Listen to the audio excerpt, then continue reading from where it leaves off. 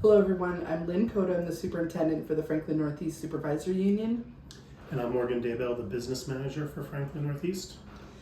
In the work we've been doing around our new school district budgets, we've had several common questions that have come up, so we wanted to take an opportunity to produce a few short videos to be able to help to answer some of those most common questions.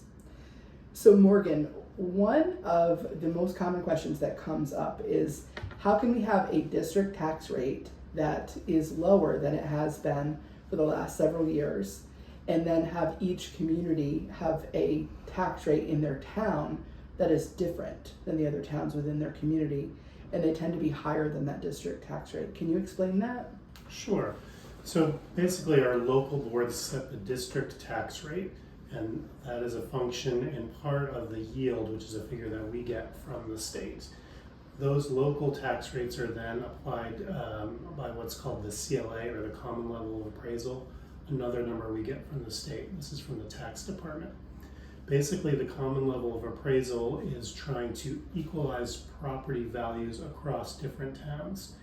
Each of our towns reappraises its grand list at different times. Some are more current than others, some are more accurate than others based on the recent property sales in that town. So currently, the district tax rate for the Enosburg-Richford Unified Union School District is at $1.566, about a 12-cent decrease from the prior year. And NV's tax rate is currently at $1.591, which is about a 9-cent drop from the current year. Those rates are then applied by the CLA. Again, that number comes from the state tax department, and that's a number that the local communities, local boards have no control over.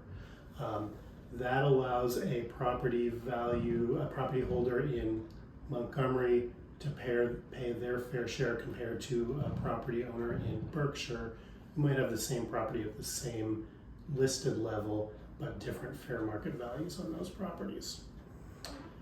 As the CLA drops below 80%, the state requires that town to do a reappraisal, but towns right now are having a hard time finding anyone to do that work. One of our communities has a 2-year wait list to start that process, and then it will probably be another 2 years before they get an updated grand list. All of our towns in the Northern Mountain Valley side are in that same boat. See something a little bit different in that community of Sheldon is actually projected to see a tax decrease, and that's because their CLA has been relatively steady compared to the other 3 towns in that district.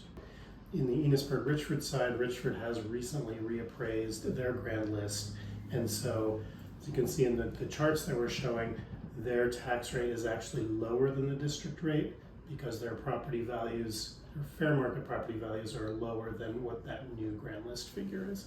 So the CLA is intended to equalize that tax burden across different towns, again, taxing people at their fair market value.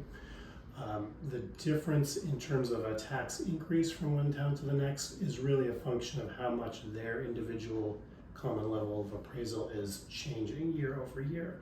So in Richford, 2 years ago, we saw a reappraisal, and I'll say that we do see this in communities that reappraise across the state. Those new values, once they compare those values to recent home sales, they find that towns that reappraise often have a grand list that's now worth too much. Those property values are overstated, and so the CLA brings that back down so that they're paying on the fair market value. In those towns, because that grand list is so fresh, we see a lot more movement from year to year, and in this case, we're seeing in Richford, their CLA has changed much more rapidly than in Enosburg.